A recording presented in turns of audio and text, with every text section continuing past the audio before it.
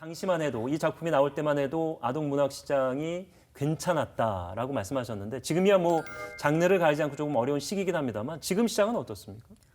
지금 시장은 다양해지기도 했고 사실 책만 놓고 얘기를 하자면 굉장히 축소가 된 건 맞아요. 관심사가 책 이상의 즐거운 것들이 너무 많기 때문에 예.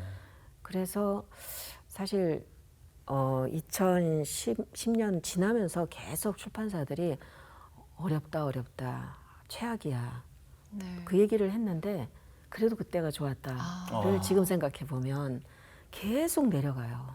그 장르를 불문하고 첨부 팔면 그나마 뭐 낫다 이런 얘기가 나올 정도로 심각하더라고요. 그러니까요. 이게 제일 제가 생각할 때 문제는 책을 읽는 것이 공부에 도움이 되느냐 안 되느냐의 기준에서 이 진정한 의미의 그 책의 가치나 즐거움이나 하는 것들은 잊어먹어 버려지지 않았나. 네. 그래서 출판사들도 우리 책이 교과서와 연계가 되느냐 안 되느냐가 굉장히 중요한 문제가 돼 있어요 지금. 네. 그래서 마당을 나온 암탉은 교과서에 실려 있거든요. 네. 그러다 보니까 아마 그 힘도 좀 있지 않나 그 생각을 해요. 다 영상물 꼬맹이 때부터 인지하게 그냥 휴대폰 들려주면 울지 않고 노는 세대다 맞아요. 보니까 이 활자에서 멀어지기 시작했는데 사실 저는 거기에 대해 굉장히 비판적인 시각을 가진 사람이거든요. 그러니까 뭐랄까 지식의 하향 평준화 저는 이걸 이렇게 표현하고 싶은데 영상물로 접하는 것은 한계가 있고 해석의 여지가 굉장히 축소되잖아요. 사실 본능적이고 직관적이기 때문에. 그 사람의 해석이죠. 예, 그 사람의 해석이 그렇게 되기 때문에. 근데 책은 너무 다양한 상상의 나래를 글을 보면서 저희가 어릴 때 이제 독서하면서 느꼈던 것들 그런 아쉬움들을 조금 이런 자리 뭐 강연 혹시 하시게 되면은 좀 부모님들한테 좀 얘기를 해주실 기회도 있으실 것 같아요. 그 책을 만들어내는 입장에서는 이것도 하나의 매체이기 때문에 수용할 수밖에 없어요. 오디오북도 마찬가지고요. 예. 그런데 우리는 또 파이를 치자면 한 부분이거든요. 예. 그 전체를 우리가 다 뭐 시장 어떻게 해볼 전체의 수는 영향을 없으니까. 할 수는 없으니까. 그러니까 점점 이게 축소가 되는 거를 느낄 수밖에 없기는 하는데 저는 그래요. 귀찮으니까 사실 그 영상을 아주 눈앞에다 턱 주는 것도 있거든요. 근데 그게 주는 거는 많은 걸 아는데 분명한 거는 보여주는 데 익숙한 거지 본인이 생각해서 그 다음을 상상하는 건 아니잖아요. 그렇죠. 네. 그런 면에서는 이미 상상이라는 것은 차단이 어렸을 때부터 돼버리는 상황. 네, 그런 상황인데다가 사실은 이 엄마가 바로 옆에 있지만 엄마는 스마트폰 보거나 뭘 이제 먹거나 차를 마시거나 얘하고는 별개로 지금 유대관계 없이 이렇게 각자의 공간, 각자의 시간, 각자의 어떤 것들을 누리는 거란 말이에요. 이게 너무 어렸을 때부터 형성이 되고 있으니까 나중에 이제 공부 때문에라도 책을 들이밀어야 되는 순간에는 관여가 이게 잔소리 내지는 강요 이렇게 될 수밖에 없는 거죠. 싫은 거를 딤이니까 휴대폰을 좋아하니까 그냥 네. 던져주면 받아서 하는데 책은 싫은 거를 딤이니까 거부감이 들고 부모가 싫어지고 멀어지고 또. 그래서 지금 아직도 노력하는 분들은 그거를 그래도 차단을 좀 하려고 노력을 네. 하고요.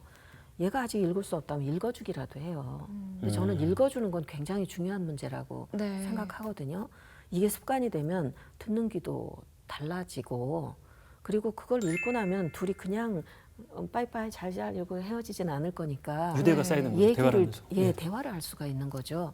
그게 어렸을 때 형성이 된 아이들과 그러지 않았던 사람들의 차이는 현저히 크게 나버려요. 네. 그래서 저는 영상물 어차피 어느 때 접하게 되죠. 어디 나가기만 하면 뭐 다 있으니까. 그렇죠. 그래서 그런 것들의 또 다른 노력은 좀 어른이 해줘야 되지 않을까 싶어요. 지금 동화 작가를 꿈꾸고 계신 분들 이 방송 많이 보고 계실 거예요. 좀 어떤 책들을 읽으면 좋을지 추천해 주십시오. 저는 그것도 강요하고 싶은 생각이 없는 게 스스로 찾아봤으면 좋겠어요. 서점이나 뭐 도서관이나 이런 데 가서 고르고 선택하는 것도 능력이다. 공부라고 생각하고 자기 그 성향을 파악하는 굉장히 중요한 그 연습이라고 생각해요. 그래서 저는 글을 쓰고자 하는 애들하고 수업을 하잖아요. 예. 그 애들한테 일단 제가 모델로 제시한 작품을 이제 읽고 와야 했을 때 예. 제일 먼저 물어보는 게 재미있었나? 네. 너하고 맞드냐? 이거부터 물어봐요.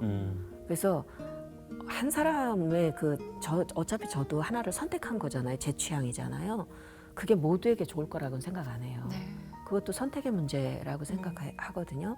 그런데 그게 가능하면 좋았을 땐 더 잘 읽을 것이고 그걸 통해서 내가 이런 이유를 좋아하는구나. 그거를 파악하게 되겠죠. 네. 사실은 크게 안 달라요.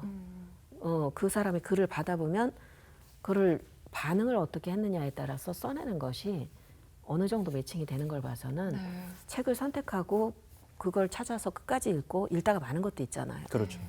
이런 데서 이 사람의 성향이 이런 거였구나를 남들도 하지만 본인이 더 빨리 알게 되죠. 네. 저는 우선은 좀 그냥 어떤 선택의 기준 없이 누구의 추천 없이 본인이 알아서 선택을 해보고 예. 읽어보고 실패했구나. 나 잘못 골랐네. 이런 것도 한번 알아보고 예. 또 보는 안목과 또 읽고 나서 이제 내용을 받아들여야 될 바가 하나 읽는다고 다 아는 거 아니잖아요. 그렇죠. 네. 부분만 가져도 된다고 보니까 그렇게 하면서 자기가 어떤 성향인지 알아나가는 것도 그게 제일 먼저 공부라고 생각해요. 네. 또 하나 궁금한 것은 그럼 이제 작가님들은 이렇게 다양한 작품들을 이제 창조해내시고 독창성을 인정받으셨는데 작품 구상부터 작업까지는 어떻게 할 것이냐?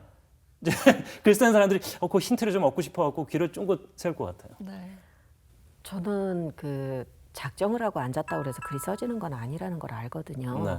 그러니까는 눈을 뜨고 일어나서 밖에 나가서 집에 돌아오기까지 모든 것들이 소재가 될 수 있어요.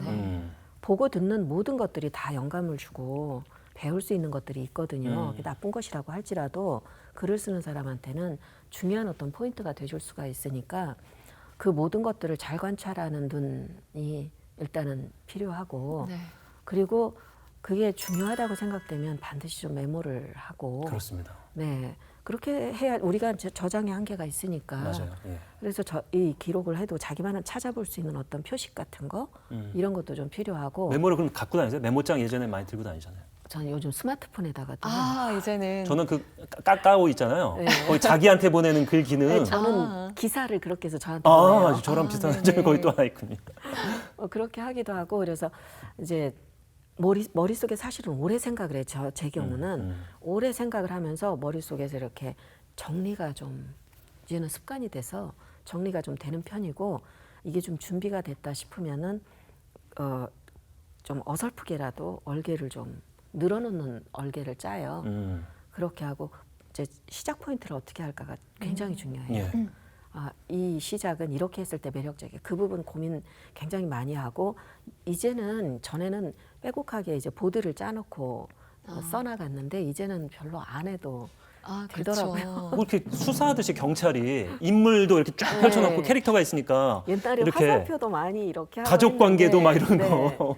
근데 지금은 학생들한테 그렇게 하라고 얘기는 하지만 네. 저는 그렇게까지는 안 해도 네, 네. 되더라고요. 이제는 그래서 이야기가 어디로 가야 해라는 지점만 해두면 크게 밖으로 벗어나지 않고 진행이 돼요. 그래서 이게 어떤 대상에게 맞추어지는 이야기여야 할 것인가 정하고 어느 정도 매수로 쓸 것인가 정하고 인물을 하나 설정하고 나면 대략적인 어떤 견적이라고 하는 게 좀 나오거든요. 그 캐릭터는 이렇게 흘러갈 것이다. 네. 뭐 이런 것들. 그럼 큰 지점만 좀 체크를 좀 해두면 네. 쓰면서 생각지도 못했던 즐거움들이 발견이 돼요. 그래서 이런 게 있었네. 네. 그런 걸 저도 모르게 좀 확인하는 그런 즐거움 때문에 쓰는 것 같아요. 그러면 내든 안 내든. 예. 영화 감독들이 이 부분을 제일 고민한다고 하는데, 그러니까 결말인 거죠. 결국은 결말을 뭔가를 전달을 던져줘야 되는데 열린 결말로 영화를 찍다가 결말이 변하는 감독들도 많고 앞서서 이제 마당을 나온 암탉은 딱 정해놓으셨다고 하셨잖아요. 요즘에는 그러면 어떻게 지금도 정하고 써요. 결말을 정해놓고. 네. 가장 매력적인 결말은 어떤 거면 좋을까? 네. 요 고민을 하고서 그게 안 정해지면 못 써요. 저는. 이상한 습관이 그럼 있는데 중간에 유혹이 있을 수도 있잖아요. 얘기를 전개하다 보니까 내가 이거 결말 조금 바꿔도 되지 않을까? 바꾸는 게 좋겠다 뭐 이런 유혹도. 더 좋은 게 있으면 뭐 바꿀 수도 있는 거지만 저는 제가 해보니까 쓰다가 자꾸만 딴 길로 가면 구조를 잘못 짠 거더라고요. 그래서 그거는 좀 쉬어야 되는 그런 시점이에요. 그래서 충분하게 고민을 했고 이렇게 가야지라고 라인을 어느 정도 정해놨으면 크게 밖으로 나가지는 않는다는 게 제 아, 습관이더라고요. 네.